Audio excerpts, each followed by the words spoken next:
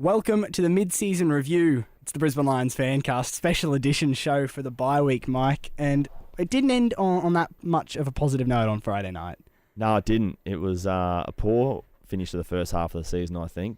There was a lot of injuries and a lot of quality players out, but it just didn't really live up to expectations, did it? We had a chance on a Friday night to show the AFL that Brisbane could be competitive on a national stage in front of a national audience, but right from the first quarter, it was from the first bounce. No intensity or minimal intensity, and pressure just wasn't there, and before you knew it, the game was as good as over. I don't think there's too much you can delve into and dissect from that game, because obviously there were a lot of players out. So I think it's best that we just look at the collective now of 10 games. We've got 10 games of evidence of season 2013, and the one question I want to put to you before anything else is, have we improved from 2012 in those 10 games? I don't think you can say that we have. Does that even make sense? No. I don't think on the evidence we've seen so far that you can say the Lions have improved. There's been elements of improvement. Some individuals have improved, but collectively we haven't seen a consistent improvement across the board. We had one great result against Essendon in round 8. Seems like a while ago now. It was only a couple of weeks back, but on the body of 10 weeks, I'm not sure we can say that just at the moment. Well, the report card doesn't look great. I mean, there were two aims going into the season, and that was to get the first 5 weeks right. We didn't do that. And the other thing was to make the Gabba a fortress again, and we haven't done that. No, we haven't. We've been competitive on occasions at the Gabba, but it certainly hasn't been a fortress. And there's been a couple of areas I've probably been a little bit disappointed with. We haven't managed to find another tall forward yet, although quite a number of guys have been given the odd opportunity. Cornelius, Lyle, we even saw Sam Michael on the weekend, Steph Martin. No one's really nailed that spot down. But I really think the midfield has to take responsibility for the problems in the first half of the year. The matches where Brisbane has been smashed early, it's been right at the coalface, and I think those midfielders have to put their hand up and take a lot of the responsibility. So what's going wrong in there? Obviously, the addition of Brent Maloney has seemed good because he has really done well, helped out. Leuenberger coming back was in very good form until he dislocated his thumb. Individual players, Rockcliffe's been all right without being, incredibly impressive. And Rocky's been moved around a little bit. We've seen him at forward on occasions. I think Jack Redden, while he's one of my favourite guys at the club, he hasn't been as consistent as he was, particularly in the back half of last year, so they probably need a little bit more from him. James Polkinghorne's been up and down. He got dropped and he came back after his week in reserves and played really well for 4 or 5 weeks, but probably just had a down match against Collingwood. Just the same as it's indicative of the team. It's just consistency, isn't it? And we're not seeing any level of consistency from those midfielders, particularly as a pack, week in and week out. That's the thing. It's tough to look at them as individuals and say this person's going well, this person's not going well, because they're just not functioning very well as a midfield group right now. I mean, we're struggling to get first hands on the ball, and then when we do, we're struggling to get it out. I personally don't think that you can discount how important the injury of Daniel Rich has been to that, though. Absolutely, and we've got to take that into consideration. Geelong has also shown this season that you don't have to win clearances, but you have to have an effective structure and mechanism set up. If you don't, teams are exiting really quickly. They're generally spreading a bit harder than we are, and probably running back a bit harder when they haven't got the ball. So Geelong have shown a bit of a blueprint in that you don't always have to win the clearances, but you have to work really hard if you don't, and that just hasn't been evident consistently in 10 weeks. A season is made up of two halves, though. Absolutely. So this season, still the story is still to be written in many ways. How do we go about making this not just a pass mark, but actually an impressive season? Well, I think other than those midfielders improving, I think Brisbane's leaders have to really stand up. We want the second and third tier guys to come through, and they have to keep developing. But the leadership core really has to put the team on their back.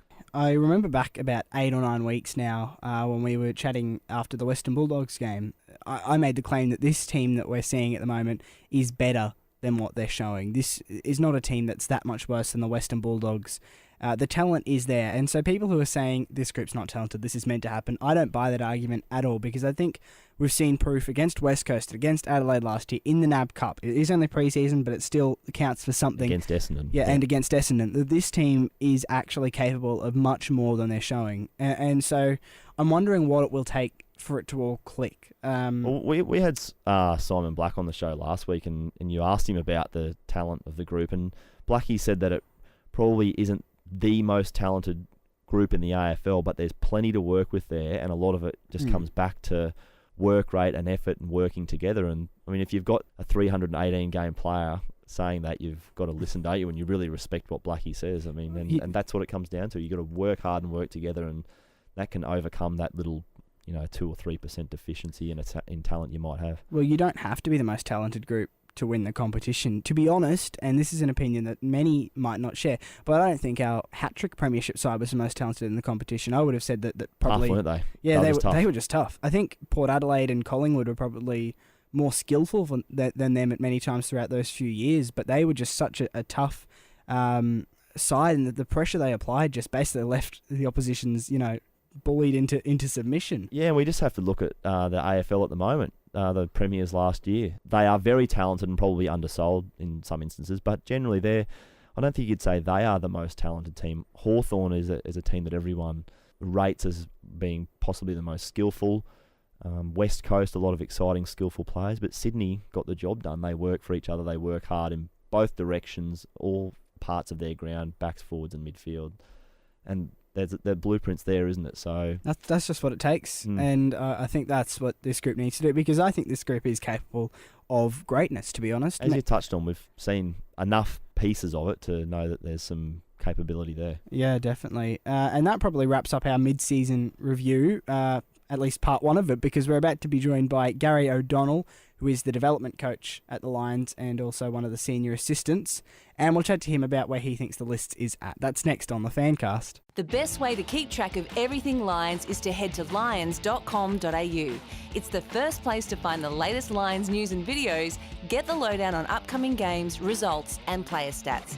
There's also great ways to interact with live chats, downloads and Player of the Year voting updates. And with a social media hub, you can connect with all the Lions' social media activity. Lions.com.au. Everything Lions, all in one place. Coming up now is our chat with Gary O'Donnell. A bit of a disclaimer though, when we recorded this, it ended up going for 26 minutes. And Mike, I think you'll agree it was one of the most in-depth chats that, well, I know I've certainly had in terms of footy. So we thought we need to play the whole thing. So we're just going to give a few snippets of the interview now, and then a bit later in the week on lions.com.au they'll upload the full interview because it was a cracker. Yeah, it's a ripper. Obviously we're pumping up our own tyres here, but it's definitely worthwhile listening to. I mean, Gary gives a great insight into a lot of things, a lot of issues at the club, and a lot of players who I know the fans are keen on hearing about. So I'd encourage you to have a listen to these snippets and then come back in a couple of days to the Lions site and have a listen to the rest. So here is an excerpt of our chat with Gary O'Donnell. Joining us on the Fancast now for a bit of a mid-season review is senior assistant Gary O'Donnell, who has a heavy emphasis on development, and we're going to speak to him about that. Before we get into any of that though, Gary, welcome to the show. What's the feel within the club on the bye week? It's a good chance, Dom, to just assess how we've been going, to have a good week on the training track, and then to have our list have a well-earned 3 or 4 days off to refresh, recharge and get into, the second half of our season. What have you made of the first half of the year, Gary? Dom and I just had a bit of a chat about it in the first segment of the show and thought you're probably just a fraction down on what you may have expected. Look, what are your feelings after 10 weeks? I would have thought that'd be the case, Michael. We, after such a promising NAB Cup where we were, even though it was only, as they say, NAB Cup, we were at a high standard of footy and we're cracking in and just our effort and our pressure on the opposition was at a high level. And probably the first game of the year, round one against the Bulldogs, it really derailed us. We'd been so good, we had almost the rug pulled out from under us. And footy bites you pretty quickly if you don't respect the opposition. And maybe as a group we went into that round one thinking, oh, well, we've been going okay, we should be all right this week. But you get what you deserve in this game, and history says we had a really bad loss, and it took a while for players to recover from that, I reckon. I think if we had won round one, you might have snatched round two against Adelaide, Gold Coast. All of a sudden, your season's a hell of a lot different. So, we've got to assess why that happened, I suppose, and it's a chance over the break to do that. But also just to assess how we're going to get better at starting games. That's been our key weakness, I suppose. And the games that we have started well, the Essendon game, we started really at a high standard, and it carried through the game. Whereas some of the games, the Kangaroo game or the Bulldogs game, Carlton, Collingwood lately we've been slow starters, and it means you're chasing your tail. So we've got to rectify that, and if we do, I see us having a better second half to the year. That's all we've got time for on the Fancast this week.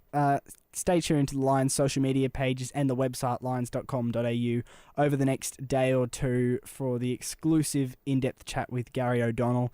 He addresses a few individual players and the team in general, and it's definitely not one to be missed. Yeah, it's a great chat. I know we have players on every week, and we love chatting to all the players, but this is a rare chance for us to speak to one of the coaches and give us a look at how they pick players, why they pick players, why they're left out, what they have to work on, and also an overview of the season so far and what we can expect in the second half of the year. It's really riveting listening.